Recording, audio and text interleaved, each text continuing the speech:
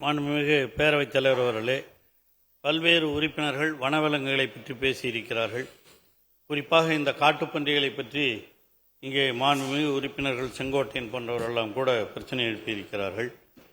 காட்டுப்பன்றியை பற்றி பேசுகிற பொழுது மதிமுகவை சேர்ந்த உறுப்பினரும் அவர் மான் போன்றவைகளுக்கெல்லாம் என்ன செய்யப்படும் என்று கேட்டார். நேற்றைக்கு கூட உங்கள் கட்சியைச் சேர்ந்த சட்டமன்ற உறுப்பினர் பேசுகிற பொழுது கேரளாவிலே வனவிலங்கு பட்டியலிலிருந்து அது எடுக்கப்பட்டு விட்டது என்று சொன்னார். அது தவறான செய்தி. அது எடுக்கப்படவில்லை. தமிழகத்தில்தான் முதலாக முதலமைச்சர் அவர்கள் நேற்று அந்த சட்டத்தை கொண்டு வந்து 3 கிலோமீட்டருக்கு அப்பால் இருக்கிற பன்றிகளை சுடலாம் என்று ஆணையிட்டிருக்கிறார்கள். அதை வனத்துறையின் அதிகாரிகள் தான் சுடுவார்கள் என்றும் நேற்று சொல்லப்பட்டிருக்கிறது. பல்வேறு எல்லாருக்கும் அந்த அனுமதி கொடுத்தா துப்பாக்கி இருக்கவங்களாம் என்ன நடக்கணும் உங்களுக்கே தெரியும். ரொம்ப பேர் சுட்டு கறிக்காகவே எடுத்து போடுவாங்க. அதனால் அதுக்கும் நாமளும் ஒன்றிய அரசினுடைய சட்டமும் இருக்கிற காரணத்தினால் அதையும் ஓரளவிற்கு கட்டுப்பாட்டோடு கொண்டு வரப்பட்டிருக்கிறது. கூடுமான வரையில் அது காவல்துறை மற்றவர்களின் மூலமாக அதற்காக ஒரு கமிட்டியும் நியமிக்கப்பட்டிருக்கிறது. மாவட்ட ஆட்சித்தலைவர் தலைமையில் மாவட்ட ஆட்சித்தலைவர், வனவிலங்கு அதிகாரி, அந்த பகுதியினுடைய உள்ளாட்சித்துறை அதிகாரி, வருவாய்த்துறை அதிகாரி ஆகியோர் அடங்கிய ஒரு குழுவும் இதை கவனிப்பதற்காக முதலமைச்சருடைய ஆணையின்படி நியமிக்கப்பட்டிருக்கிறது. ஆகவே அது போன்ற பிரச்சனைகள் வருமானால் நீங்கள் வருங்காலங்களில் சொல்லலாம். மேலும் 2 உறுப்பினர்கள் ராமச்சந்திரன் அவர்களும் ரவி அவர்களும் அவருடைய பகுதிகளிலே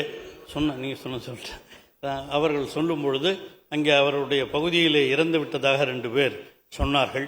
அவர்களுக்கு பட்டியல் கொடுத்தால் உங்கள் பகுதியில் அந்த மாதிரி இறந்திருந்து நீங்கள் சொன்னீங்கன்னா அவருடைய பெயர்களை குறித்து கொடுப்பீர்களானால் நிச்சயமாக அவர்களுக்கும் முதலமைச்சரிடம் பரிந்து பேசி 10 லட்சம் ரூபாய் நிதி ஒழுங்குவதற்கான ஏற்பாடுகள் செய்யப்படும் என்பதையும் தெரிவித்துக் கொள்கின்றேன்.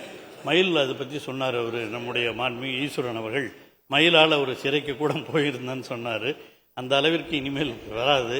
கூடுமான வரை எல்லா வனவிலங்குகளையும் வனத்திற்குள்ளேயே வைத்திருப்பதற்கான கட்டுப்பாடுகள் எல்லாம் வனத்துறையின் மூலமாக எடுக்கப்பட்டு வருகிறது என்பதை நான் சொல்லுகிறேன். ஆகவே அந்த முட்டையிடுகின்ற பொழுது அவைகளை எல்லாம் கூட அப்புறப்படுத்துவதற்கான எல்லா ஏற்பாடுகளையும் மயில் பெருகாமல் இருப்பதற்கும் ஏற்பாடு செய்யப்பட்டிருக்கின்றது. ஆகவே நீங்கள் குறிப்பிட்ட ஒவ்வொன்றும் வனத்துறையின் மூலமாக எப்படி அளவுக்கு சிறப்பாக செய்ய முடியுமோ விரைவில் அதை செய்து வனத்துறை அதிகாரிகள் இப்போ கொஞ்சம் பேர் இல்லாமல் இருக்காங்க, அவர்களையும் நியமித்து இது போன்ற பகுதிகளிலே முக்கியமாக ஆட்களை நியமித்து இவைகள் கண்காணிக்கப்படும் என்பதை உங்களுக்கு பணிவன்போடு தெரிவித்துக் கொள்கிறேன். செய்திகளை உடனுக்குடனும் துல்லியமாகவும் தெரிந்து கொள்ள சப்ஸ்கிரைப் பண்ணுங்க.